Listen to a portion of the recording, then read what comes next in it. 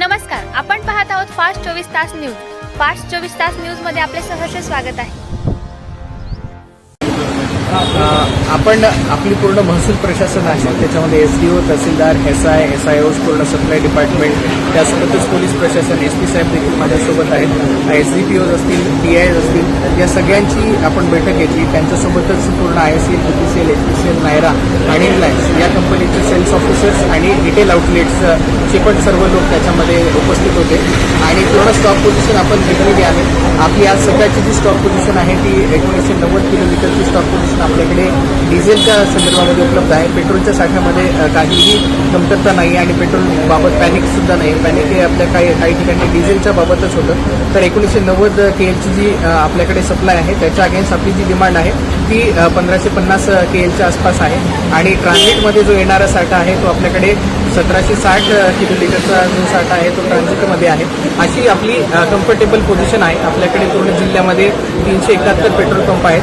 त्याच्यापैकी 20 पेट्रोल पंपांवरती जास्त डिमांड असल्यामुळे आज सकाळच्या परिस्थितीनुसार डिझेल संपलेलं आहे, परंतु तिथे आम्ही संध्याकाळपर्यंत डिझेल उपलब्ध करून देण्याच्या सूचना दिलेल्या आहेत. आजही रविवारच्या दिवशी युजली डेपो बंद असतात या सर्व कंपनीचे जिथून सप्लाय होतो. ते डेपो देखील आज रविवारचे पण आपण सगळे चालू ठेवायला सांगितलेले आहेत, जेणेकरून कुठेही सप्लाय खंडित होणे आणि नागरिकांमध्ये पॅनिक तयार होणे.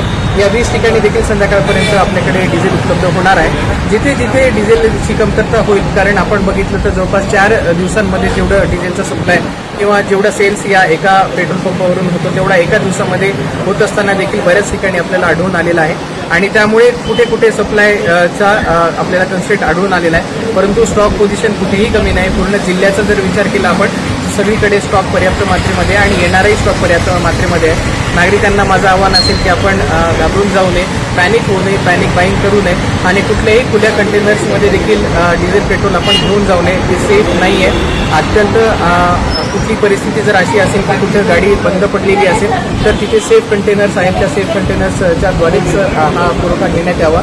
यामुळे अननेसेसरी थोडंसं पॅनिक क्रिएट होत आहे आणि कुठलीही साठेबाजी होणार नाही याच्याकडे आपण दक्षता घ्यावी.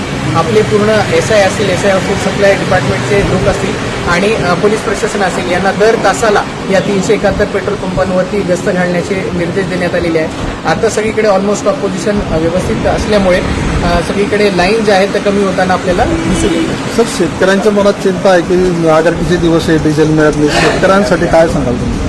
माझी सर्व शेतकऱ्यांना कळकळीची विनंती आहे आणि आव्हान आहे की कुठलाही स्टॉकमध्ये कमतरता होणार नाहीये. येणारा सप्लायचा जो साठा आहे त्याचा देखील आम्ही आढावा घेतलेला आहे आणि तो देखील पर्याप्त मात्रेमध्ये आहे. आपण घाबरून जाऊन कुठलीही पेट्रोल डिझेलचा साठा करण्याची काहीही आवश्यकता नाहीये.